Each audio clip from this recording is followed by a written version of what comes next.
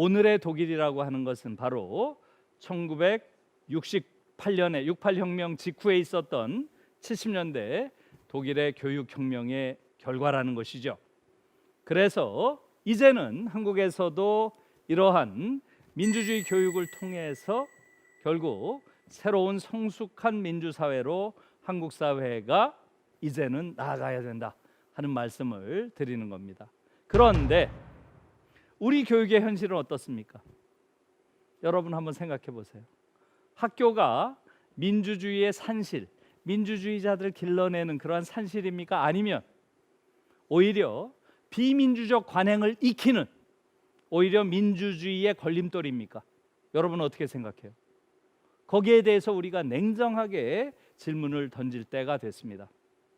여러분, 지금 한국에서는 이 교실이 민주주의의 산실이 되지 못하고 있습니다.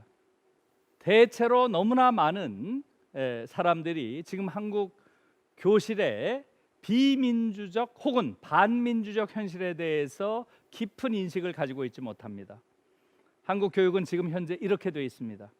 일반적인 인식이 학생들은 정치적인 미숙아라고 생각을 해요.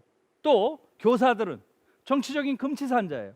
교사들이 아무런 정치적인 활동을 못하게 해놨습니다. 교사들은 정당에도 가입 못하고요, 정치 활동을 금지시켜놨어요. 전 세계에 그런 나라가 어디에 있습니까? 여러분 상상해 보세요. 정치적인 금치산자가 어떻게 민주주의자를 길러요? 자기 자신이 정치적인, 말하자면 금치산자인데 이러한 정치적인 장애를 가진 사람이 어떻게 민주주의자를 길러요? 이건 정말 어처구니 없는 상황이 지금 한국의 상황입니다. 여러분, 많은 분들이 이걸 잘 모르세요. 지금 독일의 경우는 베를린에 있는 독일의 의회에 현재 약 700명의 국회의원들이 앉아 있습니다. 이 700명의 국회의원 중에 교사가 몇 명인 줄 아세요? 81명이 앉아 있습니다. 81명. 독일 의회의 13%가 교사예요. 13%가. 너무 놀라운 일이죠. 교사가 교수보다 훨씬 많습니다. 왜 그렇겠어요? 사회에서도 교사가 교수보다 훨씬 많으니까. 그게 바로 비례민주주의라는 거예요. 대의민주주의의 가장 중요한 요소는 비례성입니다. 그러니까 사회의 직업군에 해당되는 비례성이 그대로 반영되는 그러한 의회가 어떤 의회예요? 좋은 의회죠. 그래서 독일의 의회의 경우에는 13%가 교사들이 앉아 있습니다. 핀란드의 의회는 이거보다 더해요. 핀란드는 교사가 무려 20%나 앉아 있습니다. 의회. 우리 여의도에 지금 몇 명 앉아 있어요? 300명 앉아 있죠? 아시죠? 여의도에 우리 국회의원 300명 앉아 있어요. 그 중에 교사가 몇 명 앉아 있어요? 제로입니다. 제로. 한 명도 없어요. 교사가 거기 앉아 있을 수가 없어요. 왜? 정치활동 못하니까.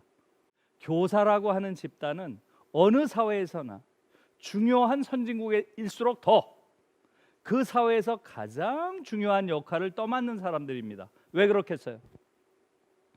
한 사회 안에 존재하는 가장 대규모의 지식인 집단이 교사고요.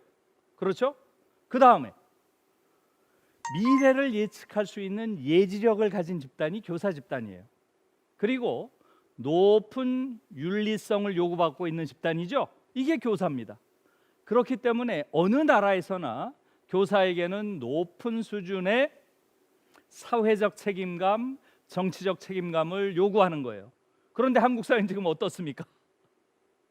교사를 일체의 정치 활동을 못하게 함으로써 교사가 아무런 사회적 영향력도 정치적 영향력도 못 갖고 있습니다. 이게 지금 한국 사회의 어처구니 없는 현실이에요.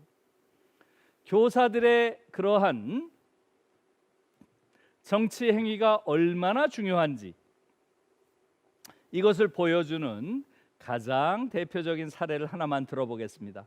그것이 바로 녹색당이에요. 녹색당. 오늘날 우리가 보는 특히 코로나 이후 포스트 코로나 시대에 가장 중요한 정치 세력이 어디입니까? 바로 녹색당이에요.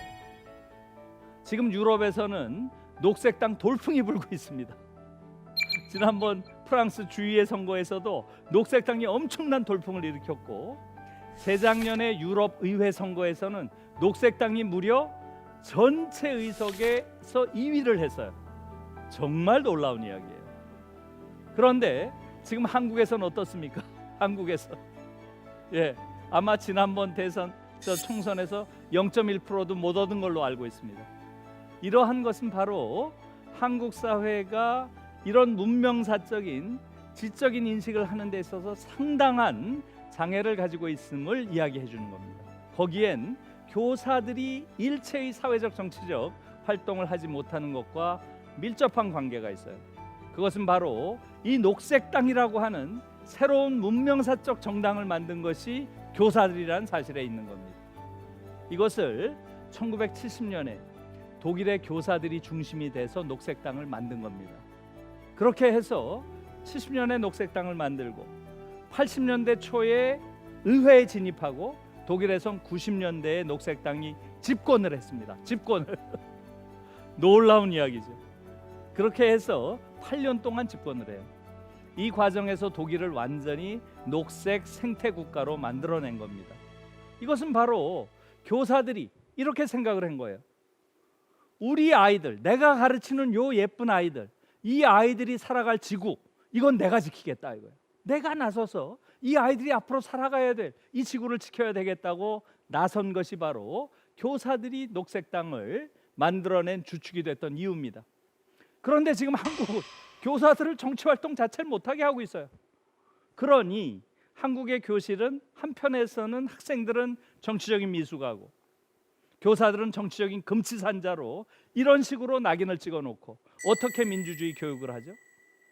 이것이 한국 사회의 아주 치명적인 문제이고요.